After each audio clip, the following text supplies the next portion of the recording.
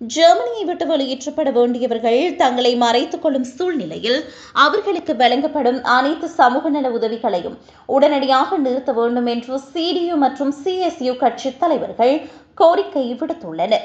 நாட்டில் பாதிக்கும் மேற்பட்ட நாடுகடத்தல் நடவடிக்கைகள் சம்பந்தப்பட்ட புலம்பெயர்ந்தோரை உரிய நேரத்தில் கண்டுபிடிக்க முடியாத காரணத்தினாலேயே தோல்வியில் முடிகின்றன.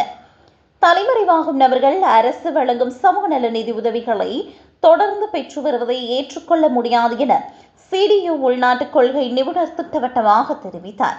நாடு கடத்தப்படுவதை தவிர்ப்பதற்காக தலைமறைவாகும் எவரும் உடனடியாக அனைத்து சமூக நல உதவிகளையும் இழக்கச் செய்ய வேண்டும் என்று அவர் வலியுறுத்தினார். சமூக ஜனநாயக கூட்டணியில் சட்டப்பூர்வ குடியுரிமை இல்லாத புலம்பெயர்ந்தோருக்கு சமூக நலன்களை முற்றிலுமாக துண்டிக்க ஏற்கனவே முடிவு செய்யப்பட்டுள்ளதாக CSU குழு தலைவர் குறிப்பிட்டுள்ளார். கடந்த ஆண்டு மட்டும் நாடு கடத்தப்படுவதை தவிர்க்க 20,000க்கும் அதிகமானோர் தலைமறைவாகியுள்ள நிலையில் நடப்பாண்டின் முதல் பாதியிலும் ஆயிரக்கணக்கான நடவடிக்கைகள் தோல்வியடைந்துள்ளன.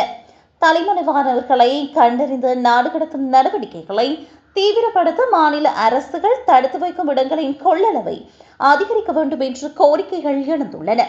தற்போது ஆயிரக்கணக்கானோர் சட்டப்பூர்வ வெளியேற்றும் கடப்பாட்டில் உள்ள நிலையில் சமூக பாதுகாப்பு சட்டங்களின் கீழ் வழங்கப்படும் உதவிகளை தடுத்து நிறுத்த கடுமையான சட்ட திருத்தங்கள் கொண்டுவரப்பட உள்ளன.